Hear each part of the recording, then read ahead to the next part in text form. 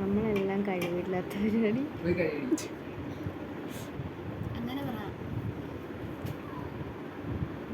എങ്ങനെ പറയണം?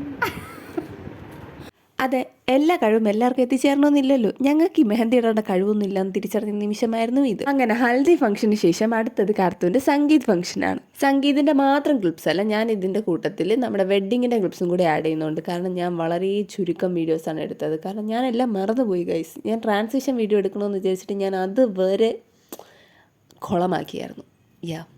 എന്നിട്ട് ഞാനത് വെച്ച് വേറൊരു സംഭവം ഉണ്ടാക്കിയിട്ടുണ്ടായിരുന്നു. നിങ്ങൾ എൻ്റെ ഇൻസ്റ്റാഗ്രാം പേജിൽ നോക്കിക്കഴിഞ്ഞാൽ അത് കാണാൻ കഴിയും. ഓക്കെ, ബൈ നമുക്ക് ഇനി നമ്മുടെ സംഗീത് ഫംഗ്ഷനിലേക്ക് വരാം. ഇതാണ് നമ്മുടെ ബ്രൈഡും ഗ്രൂമും. ഇതുവരെ നിങ്ങൾ കല്യാണ ചെക്കനെ കണ്ടിട്ടില്ലായിരുന്നല്ലോ. ഇതാണ് നമ്മുടെ കല്യാണ ചെക്കൻ. പിന്നെ ചെക്കൻ്റെ പെണ്ണിൻ്റെ ഫാമിലി മെമ്പേഴ്സ്, കസിൻസ്, ഫ്രണ്ട്സ് എല്ലാവരും കൂടി ചേർന്ന് ഫോട്ടോഷൂട്ടൊക്കെ കഴിഞ്ഞതിന് ശേഷമാണ് നമ്മുടെ പ്രോപ്പർ സംഗീത് ഫംഗ്ഷൻ ആരംഭിച്ചത്. അതിൻ്റെയും തുടക്കം ഇട്ടത് ഞങ്ങളാണ്. ഞങ്ങളുടെ ഉള്ളിൽ ഇങ്ങനെ പല കഴിവുകളും ഒളിഞ്ഞിരിപ്പുണ്ട് ഗൈസ്. ഞങ്ങളത് പുറത്തെടുക്കാത്തതാണ്. നമ്മുടെ ബൈ നമ്മൾ പറഞ്ഞു വന്നത് നമ്മുടെ സംഗീത് ഫംഗ്ഷൻ. അങ്ങനെ ഞങ്ങളുടെ ഡാൻസിൽ നിന്ന് തുടങ്ങി കുറേ ഡാൻസും പരിപാടിയും ഉണ്ടായിരുന്നു. ഇതിൻ്റെ ഇടയ്ക്ക് ഞങ്ങൾ ചെക്കനും പെണ്ണിനും വേണ്ടിയിട്ട് കുറച്ച് ടാസ്ക് കൊടുത്തിട്ടുണ്ടായിരുന്നു.